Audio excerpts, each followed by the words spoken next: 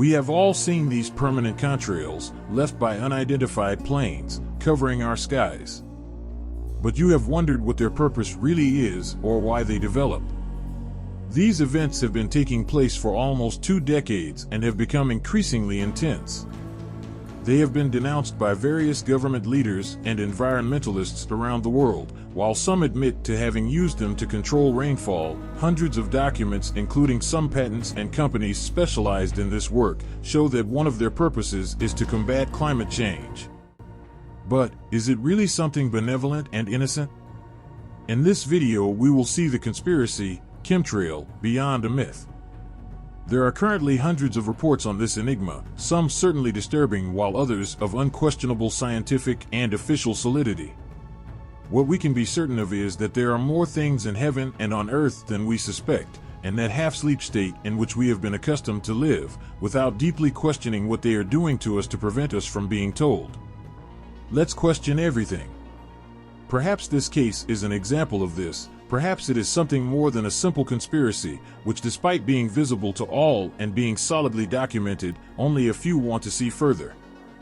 Referred to as chemtrail, the formation of these, according to some experts, is due to the condensation of the exhaust from the jet turbines that today almost all airplanes have, which generate a lot of steam at high temperatures, and that, according to certain atmospheric conditions, with high humidity. Environmental conditions and extremely low temperatures found at high altitudes, this vapor immediately cools and condenses, creating small artificial clouds made up of water droplets and ice crystals. Usually these disappear very quickly behind normal aircraft, but sometimes the prevailing weather conditions at high altitudes cause them to spread across the sky as well, even clouding a sunny day for some time.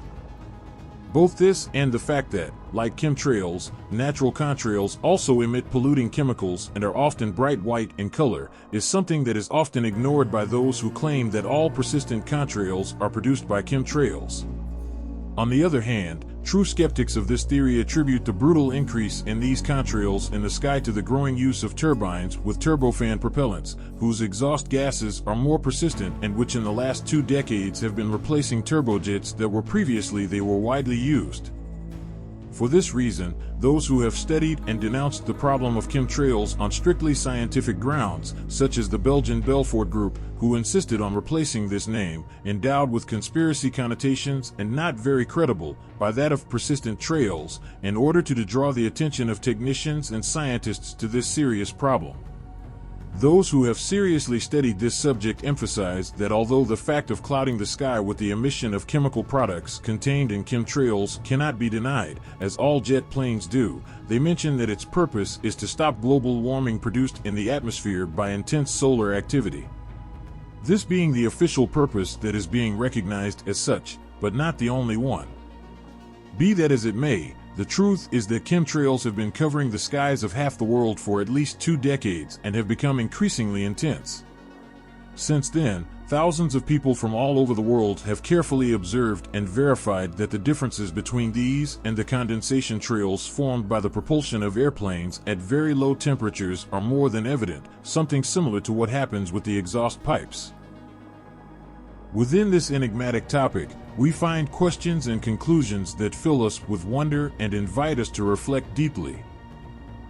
1. There is a possibility that these mysterious contrails are so abundant that they suggest that commercial aircraft are involved in a large-scale operation. 2. We wonder who is in charge of directing these operations, where they start from, how they load the material they are going to disperse, and how they spread it.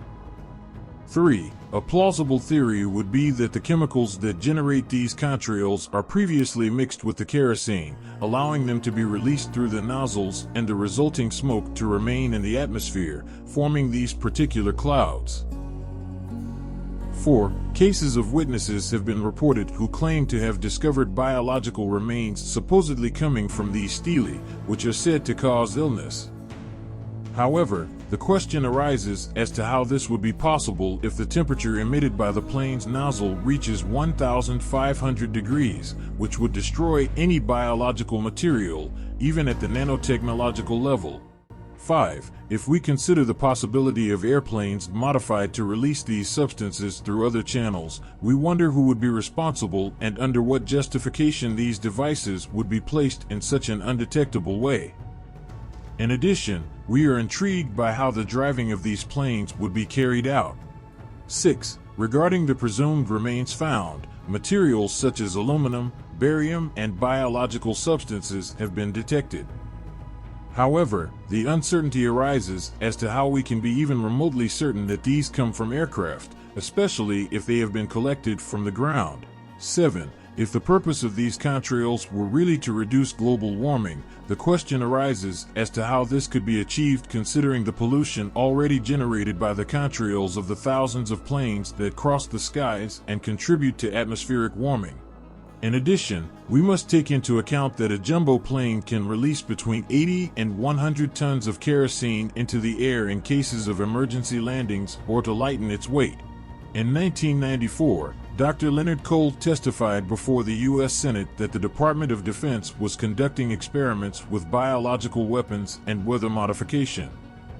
He based his accusation on the testimonies of Californian citizens who had witnessed how military planes dispersed a gelatinous substance over the town of Oakville, which caused illness in the inhabitants and the death of numerous domestic animals. After analyzing this substance, Dr. Cole claimed to have found human blood cells and a proteobacterium called Pseudomonas fluorescens, a bacterium that is found both in soil and in water. In defense, other scientists rejected the idea that these aerial contrails were responsible for these finds, arguing that they were coincidental. However, we wonder if these are really chance events or if this defense is just a way to hide the true purposes of this secret project. Importantly, Cole was not just a petty doctor, but someone who is still considered a brilliant expert in bioterrorism and terror medicine today. In addition to being a professor of political science at Rutgers University in New Jersey, he was initially quite critical of official secrecy, although he later received recognition from major institutions such as the Rockefeller and Andrew Mellon Foundations. As we can see, Cole was an expert on the subject. In 1988, he published a book titled Clouds of Secret: The Army's War Germ Tests Over Populated Areas, with a foreword by Senator Alan Cranston. After that book, he wrote 9 others dealing with various topics, such as anthrax and biochemical warfare. He has also contributed to such prestigious publications as the New York Times, the Washington Post, Los Angeles Times, and Scientific American. However, we had to wait for the contrails to constantly cover the sky around the world for the reports to become widespread. Canadian journalist William Thomas was the one who prompted these allegations by coining the term chemtrails in 1999 and disseminating it through reports and a book published 5 years later. In his 2001 work Death in the Air, Globalism, Terrorism, and Toxic Warfare, Thomas attributed these contrails to dangerous government experiments. Leonard G. Horowitz, a doctor famous for claiming that AIDS was caused by a secret military experiment, also supported this idea. Interviews by Thomas and Horowitz on popular radio shows made the subject very popular in the United States. From then on, this mysterious phenomenon began to be talked about in numerous media, especially on the internet, where references to chemtrails grew exponentially and many web pages dedicated to the subject emerged, some with abundant information. From the beginning, several hypotheses arose about the objectives of these fumigations, which seemed to be part of a large-scale operation on a planetary level. Critical and well-informed researchers are convinced that several of these programs are running simultaneously. Among the main theories about the true purpose of chemtrails, we find the following. Peaceful control of weather conditions, locally and globally. Weather warfare or weather warfare, the possibility of altering the weather, even for destructive purposes, has been experimented with for more than 65 years. So-called environmental warfare would allow enemy nations to be quietly weakened and impoverished through droughts, hurricanes, and other weather weapons of mass destruction. Geoengineering, planetary engineering, or terraforming, a concept that encompasses various global technological solutions to modify the conditions of a planet. Project SHIELD, a derivation of the Star Wars or Strategic Defense Initiative, SDI, proposed during the Reagan era, whose objective would be to protect Western countries from possible attacks, both by enemy nations and extraterrestrials. A demographic control program in order to reduce the world population through aerial inoculation of diseases. If the contrails are toxic on purpose, they could only benefit the pharmaceutical industry, although one could also speculate that they are immunizing us against future plagues or biochemical weapons. There is also the idea of a possible mental control to keep us passive and submissive in the face of the necessary implementation of a new world order that allows global management of the interests of the elites. In the political arena, the debate on this matter began immediately after a widely known event, and for 3 days all flights over the east coast of the United States were grounded, including those that would produce chemtrails, with the supposed purpose of combating global warming. As a result, temperatures dropped considerably. In October 2001, Congressman Dennis Kucinich proposed legislation to permanently ban the weaponization in space and the use of other exotic weapons, initially including chemtrails. Although the United States Department of Defense favorably evaluated the bill, it was finally stopped by the committee in charge of studying it. Kucinich's next 3 attempts to enact a Space Preservation Act also met with the same unsuccessful outcome. There have also been successive attempts in the Italian Parliament and in other countries to discuss this issue and ask governments for explanations, but without satisfactory results. Former presidents such as Hugo Chavez or the Iranian Ahmadinejad have denounced these events, stating that these practices in nearby countries are depriving their own countries of rain.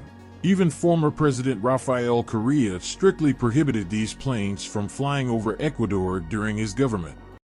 Primero, las avionetas que fumigan en la frontera ni siquiera son colombianas, son de DynCorp, una empresa de los Estados Unidos, porque es financiado por los Estados Unidos. Fumigan y para la vuelta se meten a nuestro territorio y siguen fumigando. Pregúntele a la gente de Orellana y Sucumbía. ¿Pero qué es interceptar, señor presidente? Ese momento que se meta a este territorio va a tener un avión subsónico ecuatoriano obligándolo a aterrizar en estos territorios y será capturado. ¿Obligándolo? Sí, señor. Former FBI Chief Gunderson blamed the CIA for these maneuvers, covered by an international agreement that allows them to carry out these practices in any NATO country. In addition to the famous personalities who have raised their voices against chemtrails. I used to see these trails in the sky all the time, and so, oh, that's cool. A jet just went over. And then you started to see a whole bunch of them. And the next thing you know, everybody in your neighborhood was fighting and arguing, and you didn't know why. Okay, and you really didn't know why. I mean, everybody was fighting. They have also been denounced by a former Norwegian environment minister and environmental leaders from several countries. Nikola Aleksic, leader of the Novi Sad ecological movement, has demanded that the Serbian president stop the spraying and has asked the army to defend the people and the skies of his country. Pernilla Hagberg, leader of the Swedish Green Party, stated that these contrails that darken our blue skies, produced by unmarked planes, are not the typical contrails emitted by any plane. According to her, they are a mixture of chemicals, viruses, and heavy metals, and the operation is a joint effort by the United States, the CIA, NASA, and the Swedish government to modify atmospheric conditions through the deliberate dispersal of aerosols. In this dangerous mix are various chemicals, as well as metals such as aluminum and barium that have been shown to accumulate in water supplies and soils around the world, thus contaminating the planet's groundwater tables. This represents a serious danger of which organizations such as Greenpeace and other environmental parties and movements seem not to be aware, probably intimidated by the conspiracy image associated with chemtrails. The Chinese and Russian authorities have used these and other procedures to cause or inhibit rain at their convenience.